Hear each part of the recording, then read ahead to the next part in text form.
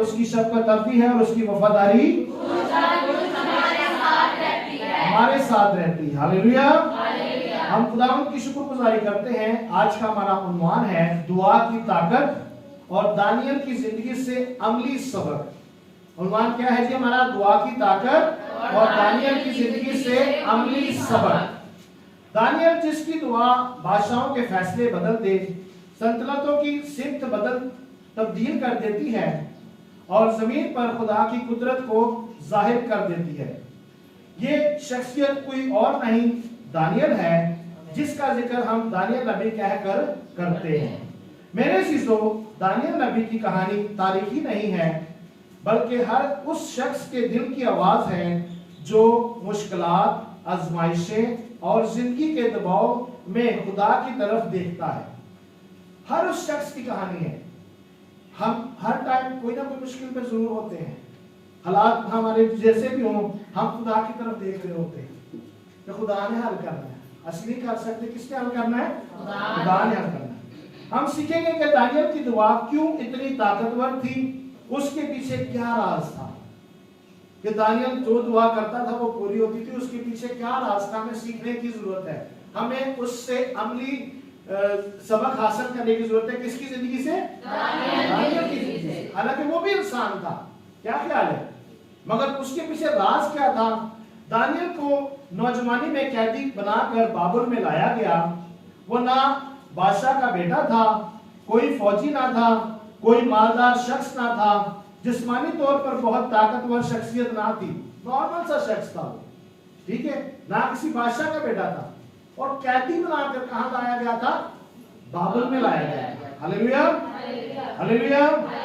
लेकिन उसके अंदर एक बहुत मजबूत चीज थी, एक मजबूत चीज थी उसके अंदर।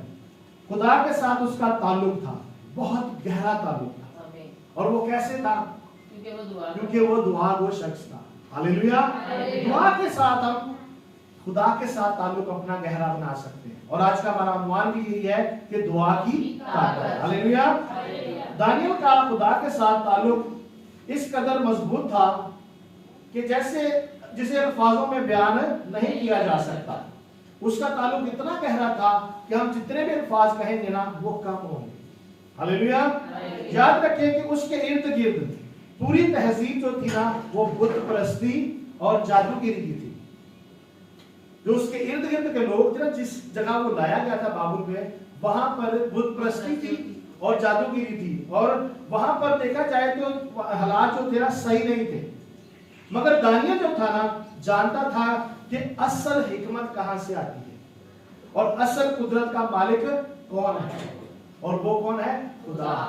और जिसका ताल्लुक उसके साथ बहुत गहरा था। Hallelujah, hallelujah. और खुदा की शुक्रगुजारी करते हैं। कलाम मुकद्दस पे से एक आयत देखेंगे, दानियल उसका पहला बाब और उसकी 8 आयत की तिलावत करेंगे अपनी नसीहत के लिए। हालेलुया। खुदा की शुक्रगुजारी करते हैं कि खुदा का बंदा दानियल जो था वो दुआ गो शख्स था। हाँ जी, पढ़िएगा पहला बाब 8 आयत। खुदावंद के जिंदा कलाम में यूं लिखा है, लेकिन दानियल ने अपने दिल में इरादा किया कि अपने आप को शाही खुराक से और उसकी मैं से जो वो पीता था नापाक ना करे।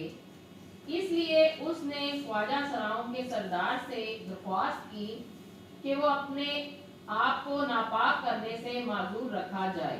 आमीन, आमीन। खुदावंद के पाक कलाम के पढ़े उसमें जाने पर खुदा की बरकत हो। सब मिलकर कहें आमीन, आमीन, आमीन, आमीन। जब दानियल ने यह इरादा किया तो वहां से वो सफर शुरू होता है जिसने उसके लिए अहम दरवाजा खोल दिया। मुश्किलात के दरवाजे उसके लिए खुल गए, तकलीफ के, आजमाइश के। लेकिन दानियल कैसा शख्स था? अब सोचने की बात यह है कि जब उसने ये इरादा कर लिया कि मैं ये चीजें नहीं खाऊं पीऊंगा, तो फिर उसके लिए मुश्किलात के दरवाजे क्या हुए? खुल गए। ये ऐशोआराम की जिंदगी सी ना, की क्या हाल है? शाही खाना में मिलता से हर चीज मिलती सी। उन्हें की क्या मैं इस ऐशोआराम को ब्रेक करांगा और फिर मुश्किल में क्या ख्याल है? फिर दानियल क्या करता था? हस्बे मामूल 3 मर्तबा खुदा से क्या करता था? दुआ किया करता था। अब हमने सोचने की बात है कि हम कितने टाइम दुआ करते हैं। उसका मामूल था ये कि वो 3 टाइम क्या करता था? दुआ करता था। चाहे हालात कैसे भी हों, तकलीफ कैसी भी हो, मुश्किलात कैसी भी हो और उसकी मसरूफियात कैसी भी क्यों ना हो। बात हम बहुत सारी मसरूफियात में खुदा को टाइम देने भूल जाते हैं और उसकी मसरूफियात होगी, मगर वो 3 टाइम खुदा की हजूरी में जाना नहीं भूलता था, घुटने टेकता था, दुआ करता था, अपने ताल्लुक को और ज्यादा खुदा के साथ क्या करता था, गहरा करता था। हालेलुया। वो बिला नागा 3 टाइम दुआ करता था। और जब दारा बादशाह ने फरमान जारी किया कि कोई शख्स 30 दिन तक बादशाह के सिवा दुआ नहीं करेगा, उसने एक मुहूर्त बनाई थी, ठीक है जी, और किसी को भी यह अलाउ नहीं था कि 30 दिन तक वो किसी और माबूद की या खुदा की इबादत करे सिवाय बादशाह के। हालेलुया। तब दानियल ने क्या किया? अब सोचने की बात है, एक अगर लॉ पास हो जाए कि सबने ये काम करना है, मगर एक बंदा खुदा को मानने वाला है, खुदा के साथ चलने वाला है, वो क्या करता होगा? उसने रूटीन छोड़ दी होगी या करता होगा? नहीं करता था। अच्छा, तब दानियल ने क्या किया? जब दानियल ने हुक्म नहीं माना ना, तो उसे फिर कहां डाला गया था? पहले कैद में डाला गया था। हालेलुया। लिखा है, बस वजीरों और नाज़िमों बादशाह के हुजूर जमा हुए और कहने लगे, ऐ दारा बादशाह, अब तक जीता रहे। मुल्क के तमाम नाज़िमों, हुक्मों, हाकिमों और सरदारों ने बाहम माशरत करके एक आइन मुकर्रर किया और एक फरमान जारी किया ताकि ऐ बादशाह 30 दिन तक जो कोई तेरे सिवा कोई माबूद या आदमी से दरख्वास्त करे वो शेरों की मांद में डाला जाए। इसका मतलब ये कि उसने हुक्म नहीं माना दानियल ने, वो खुदा की हजूरी में जाता रहा हस्बे मामूल 3 टाइम, तो उसे क्या हुआ? सबसे पहले कैद हो गई और फिर एक फरमान जारी किया गया कि जो इस हुक्म को नहीं मानेगा उसे कहां डाला जाएगा? शेरों की मांद में डाला जाएगा। अजीजों, इस हुक्म के बाद दानियल ने वही किया जो हमेशा किया करता था, और वो क्या करता था? 3 टाइम बाकायदा खुदा की हजूरी में जाकर दुआ किया करता था। हम कलाम मुकद्दस में से अपनी नसीहत के लिए आयत देखेंगे, दानियल उसका 6 बाब उसकी 10 आयत। दानियल उसका 6 बाब और उसकी 10 आयत की तिलावत करेंगे। और जब दानियल ने मालूम किया कि उस नविश्ता पर दस्तखत हो गए, हाँ जी, तो अपने घर में आया और उस कोठरी का दरीचा यरूशलेम की तरफ खुला था। हाँ जी, वो दिन में 3 मर्तबा हस्बे मामूल घुटने टेक कर खुदा के हुजूर दुआ और उसकी शुक्रगुजारी करता रहा। आमीन आमीन आमीन। खुदा की शुक्रगुजारी करते हैं कि हस्बे मामूल, इसका मतलब कि उसकी आदत थी खुदा की पाक हजूरी में 3 टाइम जाने की, और वो दुआ भी करता था और साथ में एक और चीज भी करता था, शुक्रगुजारी। तो बेटा टेकता था दुआ के लिए, शुक्रगुजारी करता था। शुक्रगुजारी करना बहुत जरूरी है हर चीज के लिए, हर लम्हे के लिए, क्योंकि खुदा हमें जिंदों की जमीन पर जिंदा रखता है, इसके लिए भी हमें शुक्र करना जरूरी है। हर नेमत बरकत से नवाजता है, इसके लिए भी हमें शुक्र करना जरूरी है। और वो करता था किस हालात में? कि जब एक फरमान जारी हुआ है कि उस बादशाह ने जो फरमान जारी किया था कि उसके सिवा कोई और किसी को सजदा नहीं कर सकता, तो इसका मतलब ये है कि उसको पता था कि मुझे सजा मिल सकती, और सजा ऐसी थी कि भयानक थी, शेरों की बात में डाला जाएगा। और शेर वो जो भूखे थे और उनको हर टाइम गोश्त चाहिए होता है, क्या ख्याल है? उसको पता था, मगर वो उससे अपना ताल्लुक नहीं छोड़ा। आप इमेजिन करें, अगर आपकी जिंदगी में ऐसा सीन आ जाए तो आप किसको चॉइस करेंगे? उस हुक्म को या खुदा को? खुदा को। आमीन। अपने लिए तालियां बजाएं। दानियल 3 दिन में 3 मर्तबा हस्बे मामूल घुटने टेक कर खुदा के हुजूर दुआ करता और शुक्रगुजारी करता। मेरे अजीजों, इस आयत से हमें सीखने को मिलता है कि हमें दुआ आदत नहीं, दुआ कोई फर्ज नहीं जिसे हमने निभाना है। क्लियर हो गया थोड़ी सी बात? कि दुआ कोई आदत नहीं बनाना है कि आदत अब कहिए ना मैंने कर दी, आदत नहीं, आदत नहीं करनी, ठीक हो गया? कई बहनें हंस रही है। और ये कोई फर्ज नहीं है, ठीक है, बल्कि खुदा के साथ आपका ताल्लुक है, उस ताल्लुक को निभाना है। फील करें आपका ताल्लुक कैसा है खुदा के साथ। अच्छा है तो बहुत अच्छी बात है, कम है तो सोचने की बात है, अपने ताल्लुक को बढ़ाना है जरूर, क्योंकि इस टाइम आप खुदा की हजूरी में मौजूद है। आमीन। अगर ताल्लुक नहीं होता तो आप खुदा की हुजूरी में इस टाइम मौजूद नहीं होते। हालेलुया। हालेलुया। हमें उस ताल्लुक को और ज्यादा गहरा करने की जरूरत है। दानियल इसलिए दुआ नहीं करता था कि वो अपनी जरूरतों को खुदा को बता सके। क्लियर होगी थोड़ी सी बातें? हमें अपनी जरूरतों को खुदा को बताने की जरूरत नहीं है, क्योंकि खुदा हमारी जरूरतों को जानता है और वो क्या करता है, मुहैया करता है, क्योंकि उसका नाम यहोवा यीरे है। हालेलुया। और वो हर चीज हमारे लिए हमारी उम्मीद से बढ़कर करता है। वो इसलिए दुआ नहीं करता था कि उसकी आदत बन गई थी, बल्कि वो इसलिए दुआ करता था कि उसका ताल्लुक खुदा के साथ बहुत गहरा था। आमीन। थोड़ा गहरा नहीं था, बहुत गहरा, कि उसने खुदा की हुजूरी में जाना ही जाना है। वो नहीं रह सकता खुदा को जानते हुए, क्योंकि उसका ताल्लुक क्या था, बहुत गहरा था। हालेलुया। और हमें भी मेरे अजीजों अपने ताल्लुक को दुआ के जरिए गहरा बनाना है। हालेलुया। और देखिए हर तरह की मुसीबत में उसने अब मजबूत होकर खड़ा रहा। जैसी भी मुसीबतें थी, जैसी मुश्किलें क्यों ना थी, वो खड़ा रहा, क्योंकि उसका ताल्लुक खुदा के साथ था। दुआ ना सिर्फ खुदा के साथ दानियल के ताल्लुक को मजबूत रखती थी, बल्कि उसके वसीला से बहुत कुछ उसे मिलता था। दुआ जब हम करने वाले होंगे ना, उसी के वसीला से हमें बहुत कुछ मिलना शुरू हो जाएगा। सबसे पहले खुदा हमें हिकमत और दनाई देगा, अक्ल और दनाई बख्शेगा। वो कब होगा? जब हमारा ताल्लुक खुदा के साथ गहरा होता जाएगा। हालेलुया। कलाम मुकद्दस में से हम एक आयत देखेंगे, दानियल उसका दूसरा बाब और उसकी 20 और 21 आयत की तिलावत करेंगे। दानियल उसका दूसरा बाब और उसकी 20 और 21 आयत की तिलावत कीजिएगा।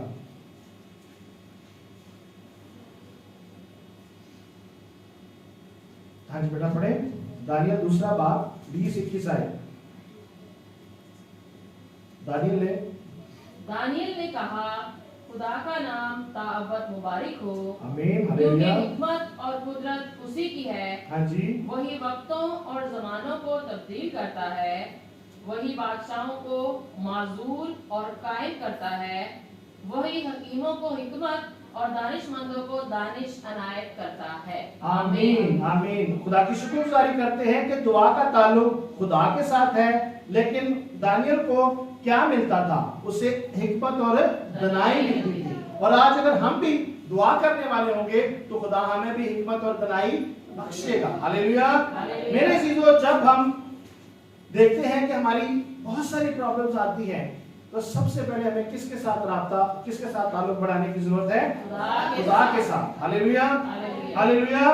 और जब नबूकदनेस्सर ने एक ख्वाब देखा और कोई उसकी ताबीर ना कर सका, वहां पर बहुत सारे और दानिशमंद लोग होंगे, क्या ख्याल है? दना लोग भी थे, हाकिम भी थे, मगर अगर वो उसकी ताबीर ना कर सके तो उन्हें फिर क्या कर दिया गया था? कत्ल कर दिया गया। हालेलुया। कत्ल कर दिया गया था। तब दानियल ने खुदा के हुजूर गया और उसने ना शोर मचाया ना डरा, उसने दुआ की और उसका नतीजा ये हुआ कि खुदा ने उसे ख्वाब के जरिए पूरी हकीकत बता दी। कैसी बात है! ख्वाब किसी को आया है और ताबीर किसको खुदा बता रहा है? जिसका ताल्लुक खुदा के साथ। खुदा की शुक्रगुजारी करते हैं, अगर हमारा ताल्लुक खुदा के साथ गहरा होगा तो खुदा हमें ख्वाबों की ताबीर भी बताएगा। दानियल उसका दूसरा बाब और उसकी 19 आयत की तिलावत करेंगे। अगर हमारा राब्ता अच्छा होगा खुदा के साथ तो खुदा हमें ख्वाबों की ताबीर भी बताएगा। हाँ जी, 19 आयत पढ़िएगा। रात को ख्वाब में दानियल पर वो राज खुल गया और उसने आसमान के खुदा को मुबारक कहा। आमीन। आमीन। इसका मतलब यह है कि वो खुदा की हुजूरी में बैठा होगा और खुदा ने उसे ख्वाब की ताबीर बताई होगी और उसने किसको मुबारक कहा? आसमान के खुदा को। हालेलुया। दुआ ना सिर्फ मसलों का हल बताती है, दुआ हिकमत देती है, समझ देती है। दानियल ने बादशाह के ख्वाब की ताबीर की और बादशाह हैरान हो गया कि बड़े बड़े दानिशमंद दना लोग सन, वो इस ख्वाब की ताबीर नहीं कर सके। एक आम सा बंदा जिन्होंने मैं कैद से पाया सी, उन्हें मेरे ख्वाब की कर देती ताबीर कर देती, क्योंकि कि उसका ताल्लुक किसके साथ था? खुदा के साथ था। कलाम मुकद्दस में से हम एक आयत की तिलावत करेंगे, दानियल 6 बाब उसकी 16 आयत से लेकर 24 आयत तक। जिसकी रीडिंग अच्छी हो वो पढ़े, जल्दी जल्दी पढ़िएगा। तब बादशाह ने हुक्म दिया और वो दानियल को लाए और शेरों की मान में डाल दिया। पर बादशाह ने दानियल से कहा, तेरा खुदा जिसकी तू हमेशा इबादत करता है तुझे छुड़ाएगा। और एक पत्थर लाकर उस मान के मुंह पर रख दिया गया और बादशाह ने अपनी और अपने अमीरों की मोहर उस पर कर दी, ताकि वो बात जो दानियल के हक में ठहराई गई थी तब्दील ना हो। तब बादशाह अपने कसर में गया और उसने सारी रात फाका किया और मौसीकी के साथ उसके सामने ना लाए और उसकी नींद जाती रही। और बादशाह सुबह बहुत सवेरे उठा और जल्दी से शेरों की मान की तरफ चला। और जब मान पर पहुंचा तो गमनाक आवाज से दानियल को पुकारा। बादशाह ने दानियल को खिताब करके कहा, ए दानियल, जिंदा खुदा के बंदे, क्या तेरा खुदा जिसकी तू हमेशा इबादत करता है कादिर हुआ कि तुझे शेरों से छुड़ाए? तब दानियल ने बादशाह से कहा, ए बादशाह, अब तक जीता रह। मेरे खुदा ने अपने फरिश्ता को भेजा और शेरों के मुंह बंद कर दिए और उन्होंने मुझे जरर नहीं पहुंचाया, क्योंकि मैं उसके हुजूर बेगुनाह साबित हुआ और तेरे हुजूर भी, ए बादशाह, मैंने खता नहीं की। बस बादशाह निहायत शादमान हुआ और हुक्म दिया कि दानियल को उस मान से निकालें। बस दानियल उस मान से निकाला गया और मालूम हुआ कि उसे कुछ जरर नहीं पहुंचा, क्योंकि उसने अपने खुदा पर तवक्कल किया था। और बादशाह ने हुक्म दिया कि वो उन शख्सों को जिन्होंने दानियल की शिकायत की थी लाए और उनके बच्चों और बीवियों समेत उनको शेरों की मान में डाल दिया।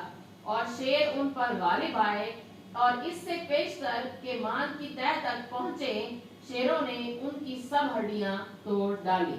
आमीन आमीन आमीन। खुदा की शुक्रगुजारी करते हैं। इस वाक्य से हमें ये मालूम होता है कि बादशाह तो ये उसके ज़हन में ये था कि दानियल का कख भी नहीं बचा होना, क्योंकि उसने कहाँ डाला था दानियल को? शेरों की मान में। शेरों की मगर खुदा ने यहाँ क्या की? मुखालफत की। खुदा यहाँ आ गया और खुदा ने क्या किया? अपने फरिश्ते को आसमान से भेजा और शेरों के मुंह क्या कर दिए? बंद कर दिए। क्योंकि दानियल दुआ करने वाला शख्स था, उसने अपनी जिंदगी से दुआ को तर्क नहीं किया। अगर हम भी दुआ करने वाले शख्स होंगे तो हमारी जिंदगी के तमाम प्रॉब्लम्स हैं वो खुदा हल करेगा। हालेलुया। मगर वो कब हल करेगा? जब हमारा ताल्लुक कमजोर नहीं होगा, हमारा ताल्लुक और ज्यादा खुदा के साथ गहरा होगा। और याद रखें, दुआ हमारे इर्द गिर्द ऐसी दीवारें खड़ी कर देती है, चाहे दुश्मन हमारे जैसे भी क्यों ना हो, दुआ हमेशा हमारी हिफाजत करती है। हालेलुया। कुरान मुकद्दस में से हम एक और आयत देखेंगे, दानियल उसका 6 बाब उसकी 25 और 26 27 आयत पढ़िएगा। तब दारा बादशाह ने सब लोगों और कौमों और अहले लुगत को जो रोए जमीन पर बसते थे नामा लिखा, तुम्हारी सलामती अफजून हो। हालेलुया। मैं ये फरमान जारी करता हूँ कि मेरी मुमलिकत के हर एक सूबा के लोग दानियल के खुदा के हुजूर तरसाओ लर्जा हो, क्योंकि वही जिंदा खुदा है और हमेशा कायम है और उसकी सल्तनत लाजवाल है और उसकी मुमलिकत अब तक रहेगी। वही छुड़ाता और बचाता है और आसमान और जमीन में वही निशान और इजायब दिखाता है। उसी ने दानियल को शेरों के पंजों से छुड़ाया। आमीन आमीन। हालेलुया। हालेलुया। किसने छुड़ाया? खुदा ने। खुदा ने छुड़ाया। मगर वो कब छुड़ाया? जब उसका ताल्लुक खुदा के साथ गहरा था। हालेलुया। और मेरे चीजों ये बहुत बड़ा मौजज़ा है। शेरों के मुंह से बच जाना छोटा मौजज़ा नहीं है। आप इमेजिन करें, आपके सामने शेर आ जाए तो हमारा क्या हाल होगा? चीर फाड़ देगा। चीर फाड़ देगा। क्या ख्याल है?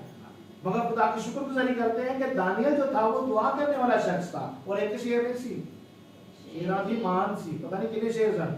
हालेलुया। और खुदा बात करता है और जब उसके साथ अपना ताल्लुक हम मजबूत रखते हैं तो ये ताल्लुक के दुआ के जरिए होता है और किसी के जरिए नहीं होता। इसका मतलब ये है कि मैं जो रिक्वेस्ट करता हूं कि जब हम दुआ करते हैं तो हमें आंखें खुली नहीं रखनी चाहिए, हमें अपने ताल्लुक को खुदा के साथ बना के रखना चाहिए ताकि खुदा हमसे बात करे और हमें बरकतों से मालामाल। और अगर आप बरकतें पाना चाहते हैं ना तो दानियल की तरह दुआ करें कि दानियल की दुआ जो थी वो जिंदगियां बदलने वाली थी। हालेलुया। वो हालात बदलने वाली थी, मुस्तकबिल के बारे में पेशन गोइयां करने वाली थी। कैसा ताल्लुक रखता था वो खुदा के साथ? ताल्लुक भी बात हो रही है ना, उसका ताल्लुक कैसा था कि मुस्तकबिल के बारे में वो पेशन गोई कर देता। कैसा होगा? आप भी हो सकते हैं अपने ताल्लुक को अगर गहरा करेंगे।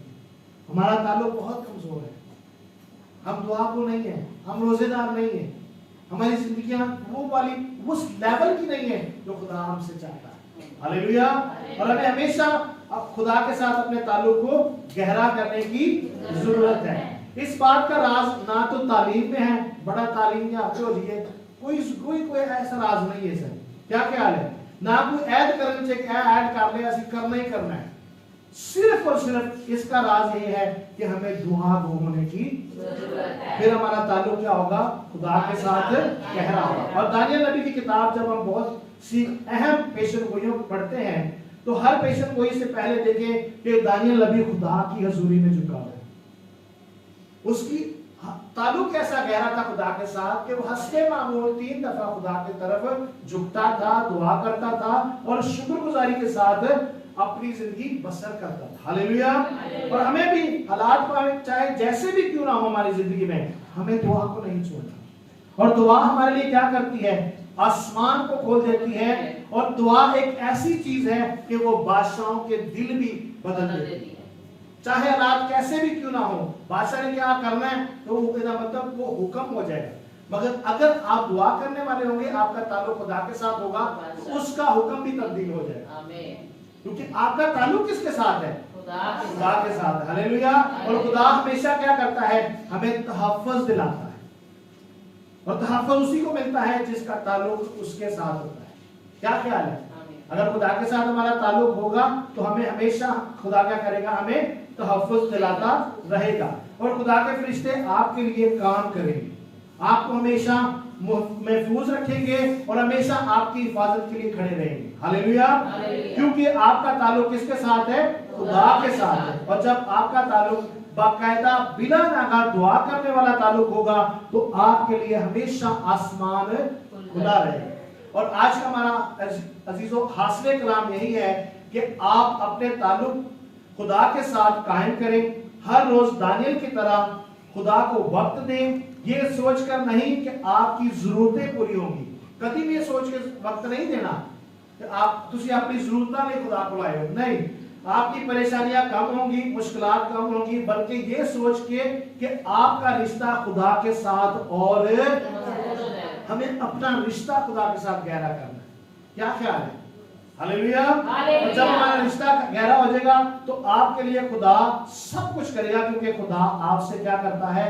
मोहब्बत करता है। आपकी खुशनुदी खुदा में इसलिए है कि खुदा की खुशनुदी इसी में है कि वो खुश होता है कि मेरे हाथ की बनाई कारीगरी मेरे हुक्म पर अमल करती है, मेरे साथ वक्त गुजारती है और अपने ताल्लुक को और ज्यादा गहरा कर रही है। किसके जरिए?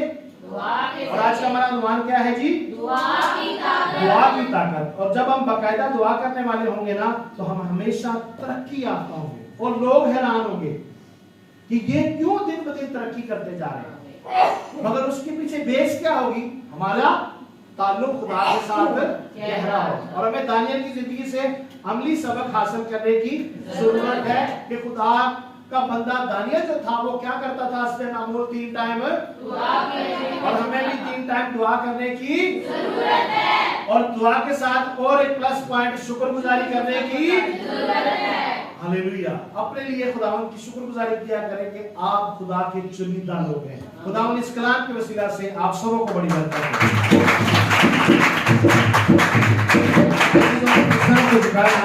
करेंगे, अपने खुदावंद खुदा का शुक्र करेंगे। जमायत में से जिस किसी को खुदा का वो आजादी बख्शता है वो कलाम मुकद्दस के लिए, मुख्तसर कलाम मुकद्दस के लिए दुआ कर सकता है। Hallelujah, hallelujah.